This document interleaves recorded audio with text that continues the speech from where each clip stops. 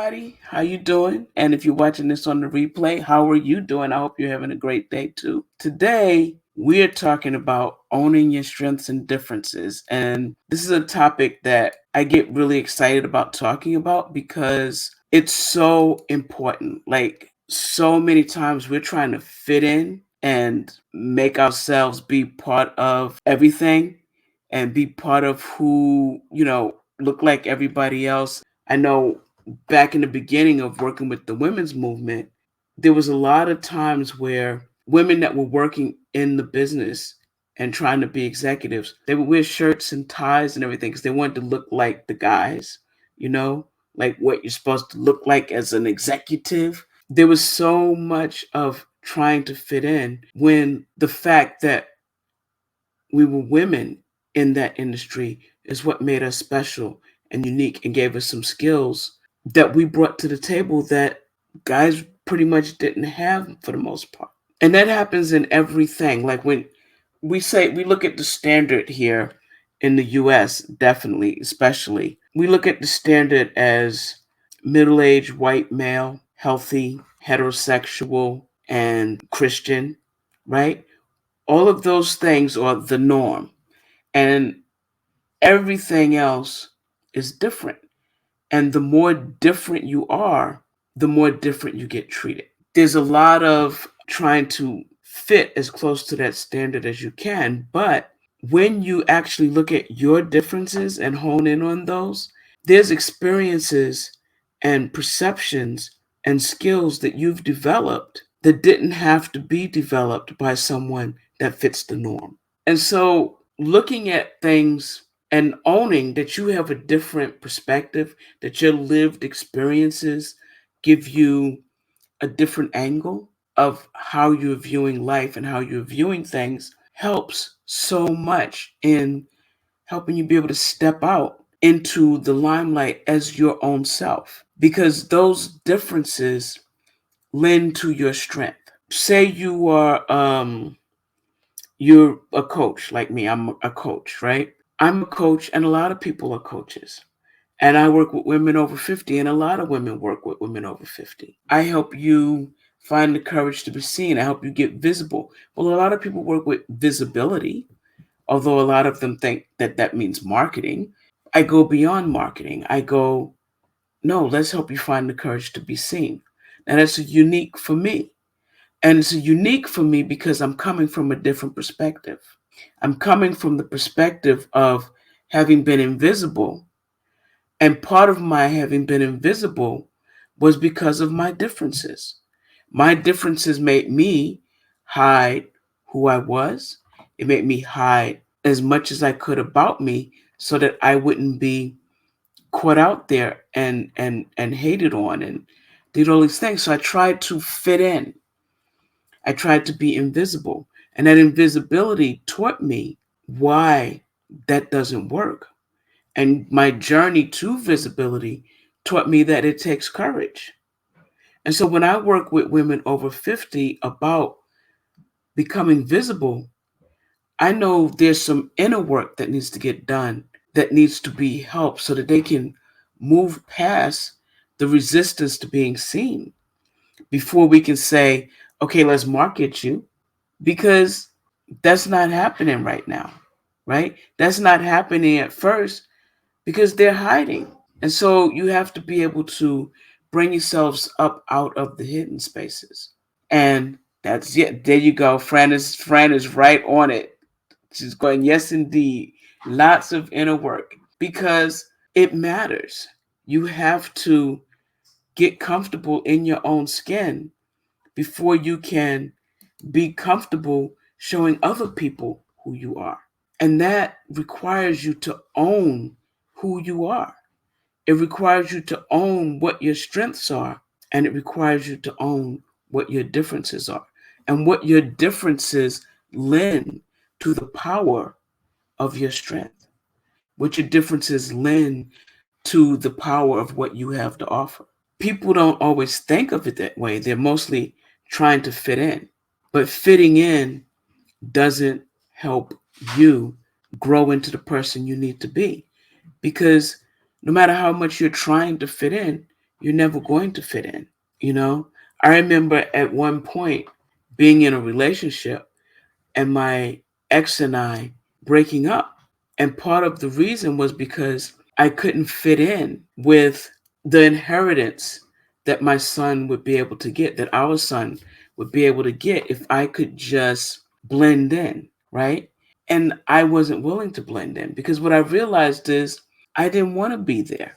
I wasn't going to fit. And I didn't want to try to fit. That wasn't who I was. I wanted to be me. And me was very different from the people that I would have needed to fit in with. And they weren't going to be comfortable, and I wasn't going to be comfortable. Being comfortable and owning your differences matter because the more you can own your differences, the more you can walk into any place and be okay in yourself. Thanks, friend. Yes, I am glad I decided to be me too because it makes a huge difference. So I know a lot of times when we're not owning our differences, we can anticipate rejection to the point that we're missing out on so many opportunities. And we're missing out on them because we're saying, oh, I won't fit in there because I'm not like them. And so they don't want me there. And in the meantime, they're looking for somebody like you that's different from them that can offer them something different. But you're saying, no, no, no, I won't fit. Because you're anticipating rejection, you're not even trying. When you own your differences, then you can walk into any place and you don't change who you are because this is where you belong. You belong wherever you are standing because you are you and you're worthy to be where you are. So I know a lot of times people used to really get down on some of the rap artists.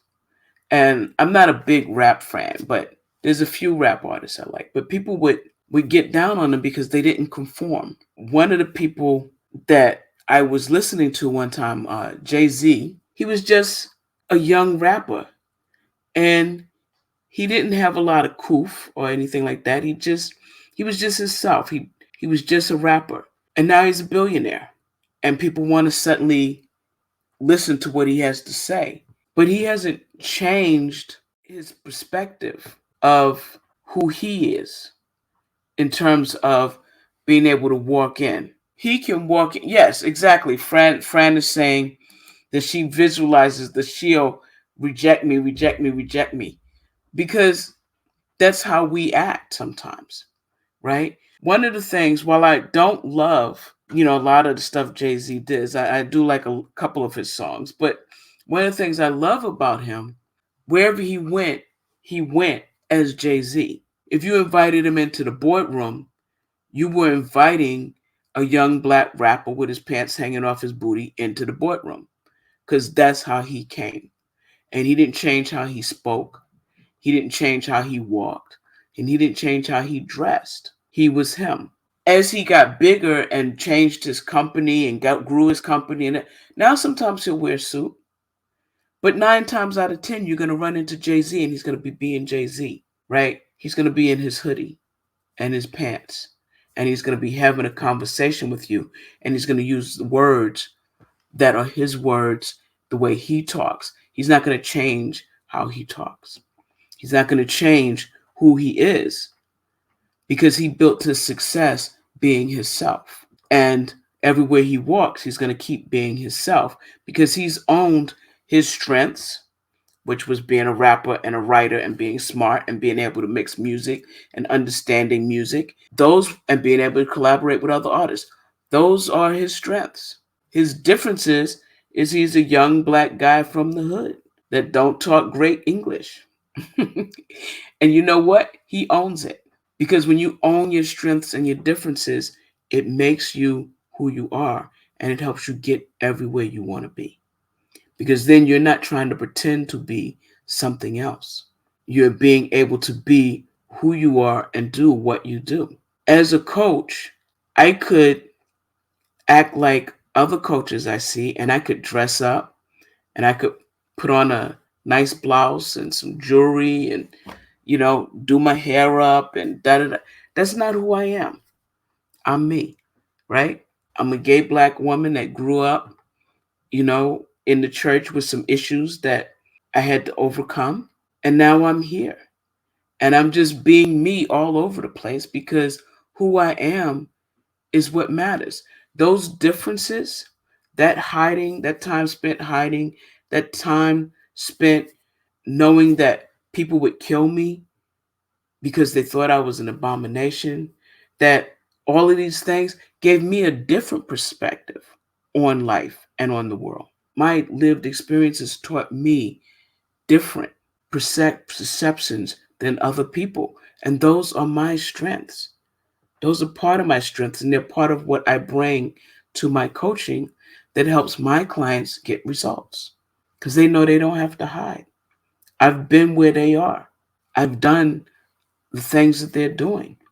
Nobody has to hide who they are when they're talking with me.